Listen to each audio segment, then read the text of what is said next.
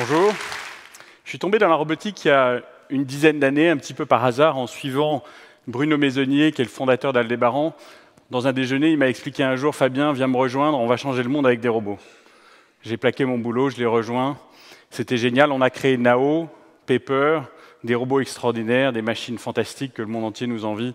La réalité, c'est qu'on n'a pas changé le monde. Enfin, pas tout à fait encore. Quelques années après, j'ai rejoint Balio, l'entreprise dans laquelle je travaille. Alors, on fait des robots qui sont beaucoup moins glamour. Dans les dîners en ville, c'est moins bien. Mais avec ça, on est vraiment en train de changer le monde. Au fil des discussions, au fil des rencontres, au fil des réflexions, au fil des personnes que j'ai rencontrées, il y a eu une constante permanente depuis que je fais de la robotique.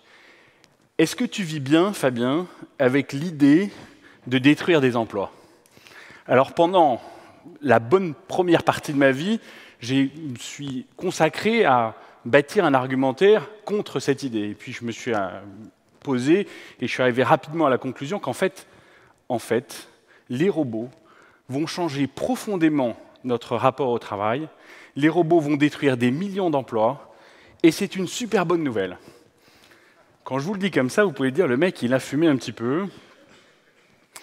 Non, en fait. Et je vais essayer de vous expliquer pourquoi je pense que c'est une très bonne nouvelle. Un petit peu d'étymologie. Le mot robot, il a été inventé par Karel Čapek au début du XXe siècle et son frère Joseph au moment où ils faisaient une pièce de théâtre. Ils l'ont dérivé du mot tchèque robota qui veut dire travail forcé, servage. Vous voyez quand même ce que voulait dire le mot robot. On a créé des machines pour qu'elles bossent à notre place. Et bien vous savez quoi, elles le font. Et pour une fois que des machines font un truc, elles le font bien, on n'a qu'à pas se plaindre. Les robots, ils nous font peur quand ils ne sont pas chez nous. Mais les robots, on vit tous avec dans notre quotidien. Je vous invite à faire un truc ce soir, quand vous rentrez chez vous, vous dites à votre conjoint « Chérie, j'ai une idée pour résoudre les problèmes de chômage, on vire la machine à laver de linge, là, on retourne la voir. Si ça marche, promis, je change mon point de vue sur la robotique. Le plus probable, c'est que ça ne va pas marcher. Parce que les robots sont devenus tellement évidents dans notre quotidien qu'on vit avec. Et ça va continuer. Les robots, on les a longtemps ridiculisés. Ouais, ça marche pas, regarde, c'est de la science-fiction, peut-être, un jour. Pendant très longtemps. Maintenant, on en a peur.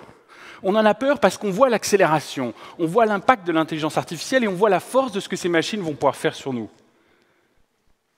On se dit, mais qu'est-ce qui m'arrive demain? Comment ça va modifier mon quotidien? La réalité, c'est que ce sera bientôt une évidence. La réalité, c'est que mes petits-enfants ne comprendront pas comment on a pu faire un jour conduire des engins de manutention à des humains, ou en tout cas pas plus que mes enfants comprennent qu'il y ait pu avoir un jour de l'esclavage. Ce sera rentré tellement une évidence dans notre vie qu'on aura l'impression d'avoir toujours vécu avec. Le sujet, il n'est pas vraiment nouveau. Au siècle dernier, ça s'appelait la mécanisation. Si vous prenez l'exemple de l'agriculture, on avait à l'époque 90% de la population focalisée à nourrir tout le monde. Aujourd'hui, c'est 4%. Qu'est-ce qui s'est passé entre les deux? On a mécanisé, on a robotisé. Vous prenez le tracteur de 2018 qui est sur cette photo, vous vous rendez compte que c'est un robot opéré par un humain, mais un robot. Et allez essayer d'expliquer à nos paysans qu'on va les faire revenir à la faux. Vous n'allez pas y arriver. La réalité, là aussi, c'est que les robots leur ont apporté un tel bénéfice dans leur quotidien que personne ne veut revenir en arrière.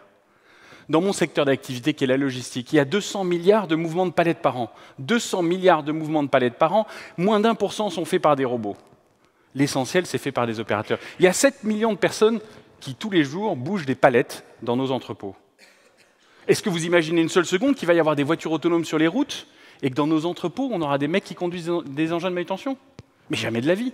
Évidemment que ces 7 millions d'emplois vont être supprimés. Et vous savez quoi? C'est une bonne nouvelle, parce que ce sont des emplois qui sont dangereux. Il y a 22 morts par an en France en conduisant des engins de manutention. 2000 blessés graves, 85 aux États-Unis, des dizaines de milliers de blessés. On a là des métiers qui transforment des humains en robots. Et quand vous transformez un humain en robot, vous créez une société qui n'est pas bonne. La robotique, c'est ça qu'elle nous apporte. Et oui, ça va avoir des conséquences. Ces emplois vont être détruits. Alors comment une idée qui est tellement enthousiasmante, une idée de transformation de la société qui finalement devrait tous nous réjouir, comment cette idée peut être une source d'angoisse comme elle l'est? En fait, il y a 2 défis fondamentaux à relever pour transformer cette angoisse en enthousiasme. Ces 2 défis fondamentaux, ils sont liés à ce que le travail représente pour moi. Le premier défi, c'est celui du partage de la richesse. Aujourd'hui, la façon dont on partage la richesse est assez simple. Je donne 8 heures de mon temps, en échange, on me donne un salaire. Ce paradigme, il est en train de voler en éclats. Il va falloir qu'on réinvente un moyen de partager la richesse différemment parce qu'on travaillera moins. Et comme on travaillera moins, il faudra partager notre richesse différemment. Et si on ne le fait pas, si la conséquence de la robotique, c'est la concentration de la richesse entre les mains des propriétaires du capital, alors ce sera la révolution. Et la révolution, c'est pas cool. Donc ça n'arrivera pas. Il y a plein de méthodes pour répartir la richesse. Il y en a une qui est le revenu universel. Ça fait peur à tout le monde. Oh là là, mais vous imaginez, on va donner de l'argent à des gens qui feront rien, c'est pas possible. La réalité, c'est que le revenu universel, il est déjà là. Il ne s'appelle pas revenu universel, je vous l'accorde. En France, il s'appelle allocation chômage, retraite, allocation familiale, allocation de pré-rentrée scolaire. Enfin, il y en a, je ne sais pas combien, je ne suis pas un spécialiste du sujet. Mais en fait, on a des sources de revenus considérables qui sont prélevées sur la richesse globale et qui sont redistribuées individuellement. Ce mouvement, il a été engagé depuis longtemps et il va continuer. On va lui mettre un nom et on va partager la richesse de cette façon-là. Le deuxième défi, qui est encore plus fondamental, c'est celui du rôle de chacun. Évidemment que mon travail ne m'apporte pas juste de quoi vivre. Il faut qu'on réinvente le monde.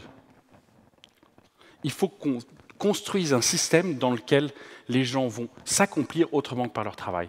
Ça va se faire par « je travaille moins ». Là aussi, ça fait peur. On va travailler moins. Regardez la courbe qui est là. C'est la réduction du travail sur les 100 dernières années. On l'a divisé par 2. La dernière chose qu'on va faire, c'est qu'on va inventer de nouveaux métiers. En préparant ce talk, j'ai relu Le meilleur des mondes d'Aldous Huxley. Il m'a juste fasciné par sa capacité à imaginer des nouveaux métiers. Je vous en ai mis quelques-uns, le chef metteur en flacon, le directeur de la prédestination. Tout ça pour vous dire que les métiers de demain, on ne les connaît pas. Et ce n'est pas parce qu'on ne connaît pas les métiers de demain qu'il faut protéger ceux d'hier.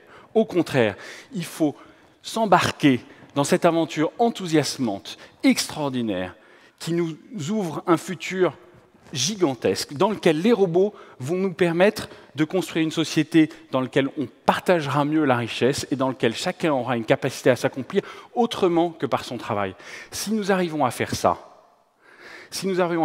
on va passer d'un système angoissant à un système enthousiasmant et la robotique deviendra ce qu'elle est et rien de plus que ça, travailler moins pour gagner plus.